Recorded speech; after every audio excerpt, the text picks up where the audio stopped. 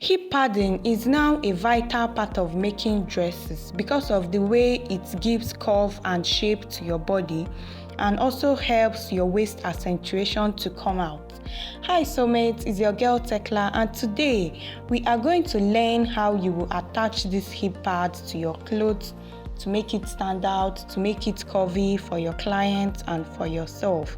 So this is a continuation of our tutorial.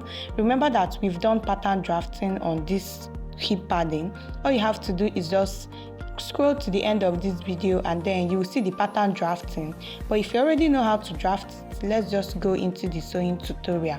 But if you haven't watched it, just go to the channel and you see how to draft the pattern of this pad.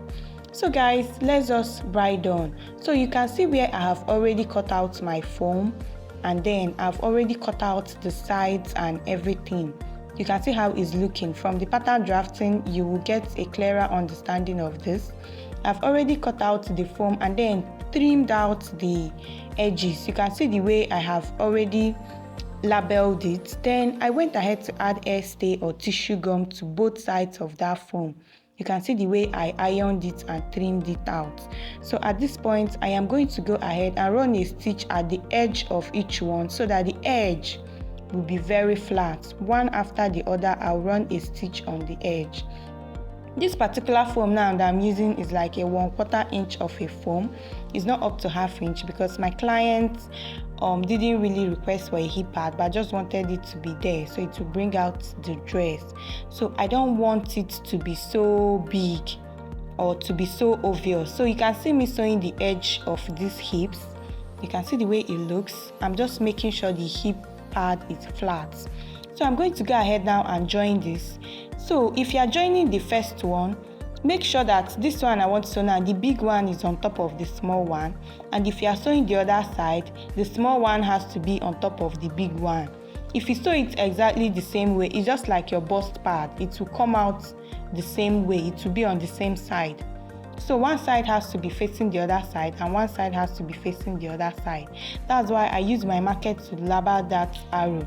That was pointing up so that I don't get confused. You can see that my arrow is still showing.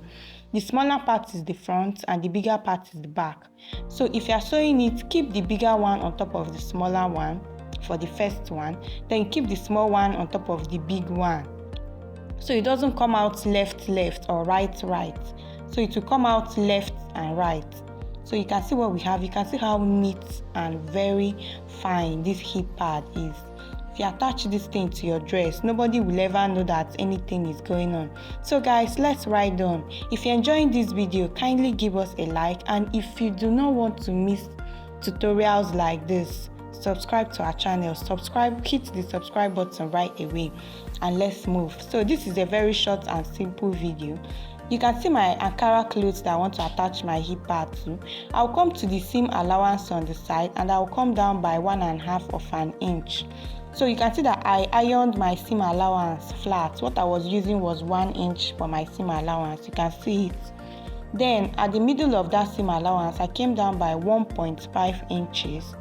And that is where I am going to start attaching my foam. The reason being that your hip foam cannot start from the waist.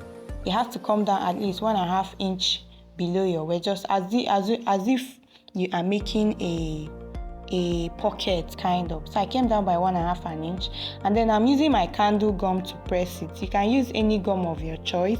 Some people use needle and thread, but for me, I prefer to use candle gum. So I'll just go ahead and put the gum seam facing seam. I'm putting the seam on the hip pad to touch with the seam on my clothes.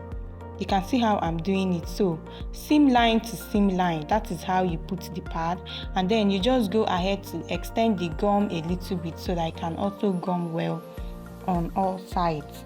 So you can see where I've attached the foams and everything, and I've also turned my lining. You can do your lining however you do your lining normally, but just know that your lining has to be covering the foam so that the foam doesn't show from inside. I just turned it like English kind of turning.